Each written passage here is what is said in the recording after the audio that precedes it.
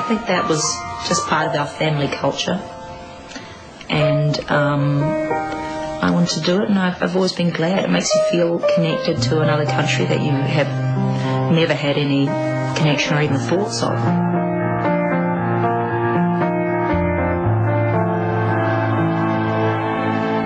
I don't know how much Bennett knows about me, but I'm so excited about who he is, having seen him as this little boy in like a cornfield, and now he's a strapping young man.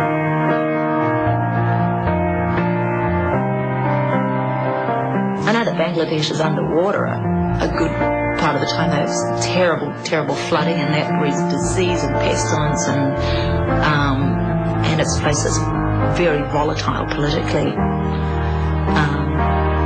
So I pray this all goes well.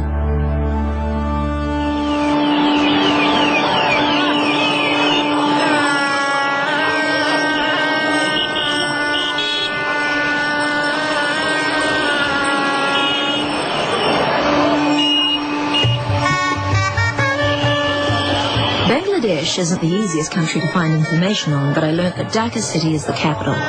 And I've also learnt that it's a country of contrast, colour, chaos, and home to some of the poorest people in the world. The country sits on the Bay of Bengal and is bordered by India and Myanmar.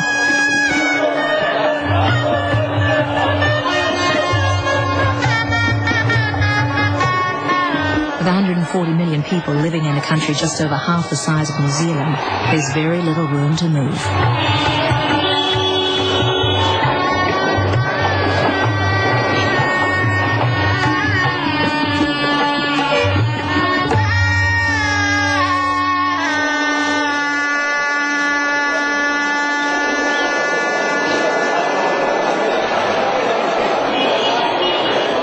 Set foot on Bangladeshi soil for the first time, and it's a shocker.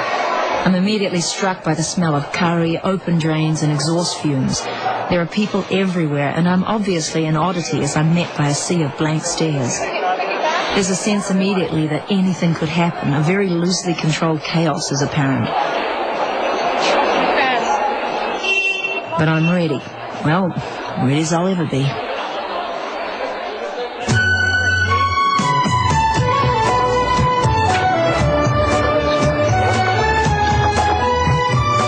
It's hard to prepare yourself for a country like this. I guess I haven't really thought about it, but I've already seen an emaciated kid, and I realised that we live in a very sheltered world.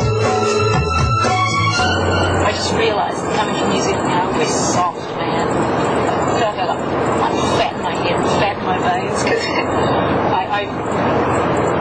I just forgot what really goes on out there. It's a little shock and I need it, I think.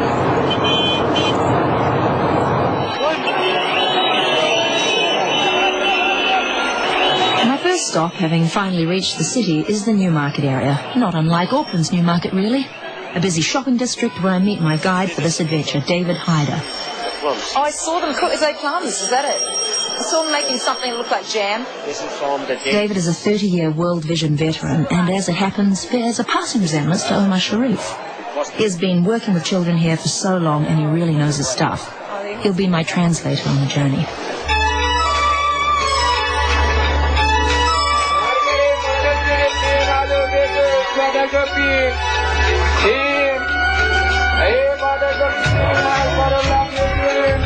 After a restless night's sleep, I'm off to visit an operation in the central city.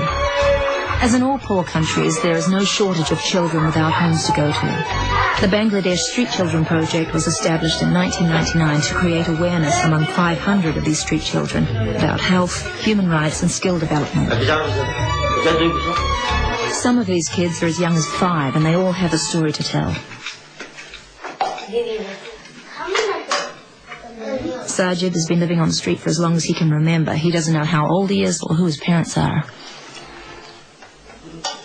Maureen is 7 and was picked up by World Vision at the railway station almost 2 weeks ago. She has run away from home. The kids are fed and looked after for as long as they choose to stay.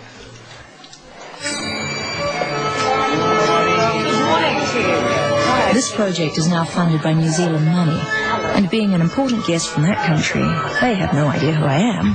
My arrival is met with flowers and warm greetings. The children are on best behavior, and I wonder if I'm going to see how things really are for these kids, or just a rose-colored version.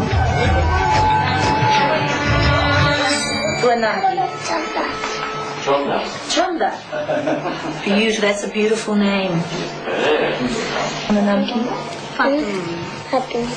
Fatima. New Zealand to brother. What is special in New Zealand? What is special? Me? No.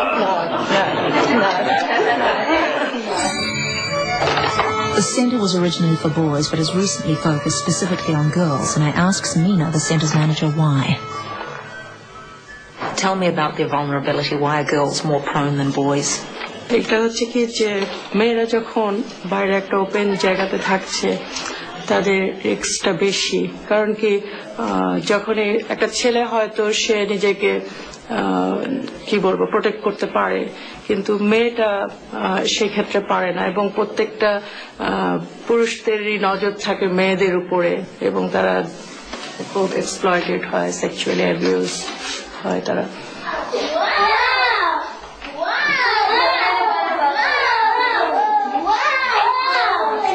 There's nothing physically keeping these kids here.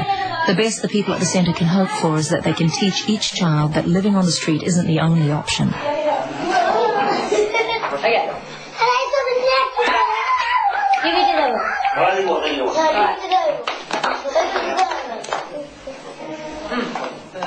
You're good.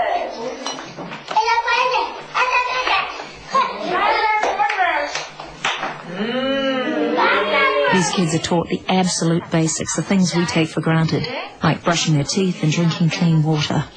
But when you're trying to survive on the streets of Dhaka, these are the first things to go. This is no easy life, and it's a real shock to me. I want to talk to Moriam and find out why you would leave home and end up in a place like the railway station. How long have you been in the city? তুমি এদিকে শোনো, তুমি ঢাকা শহরে কতদিন হলো আসছো? হ্যাঁ, বুঝি না। About 13 or 14 days ago. And did you come here alone, or with a brother or sister, or just alone? তুমি ঢাকায় নোয়াখালী থেকে কিভাবে আসছো? একা, না ভাইয়ের সাথে, না বোনের সাথে? Miriam, do kids have fun at the railway station? Mariam, তোমার সাথে যে আর ছেলেরা ছিল, মেয়েরা ছিল রেলওয়ে স্টেশনে, ওরা কি খুব মজা করতো নাকি? No fun. What sort of thing happens there? ওখানে কি হতো বলো তো? স্টেশনে থাকলে তোমার কি হতো? কিরকম খারাপ হতো? মানুষে কি বলতো?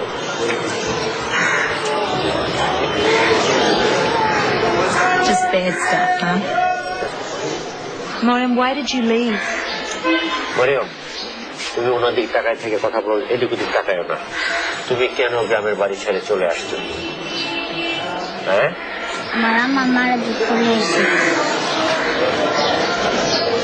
There's a shortage of good parents in the world.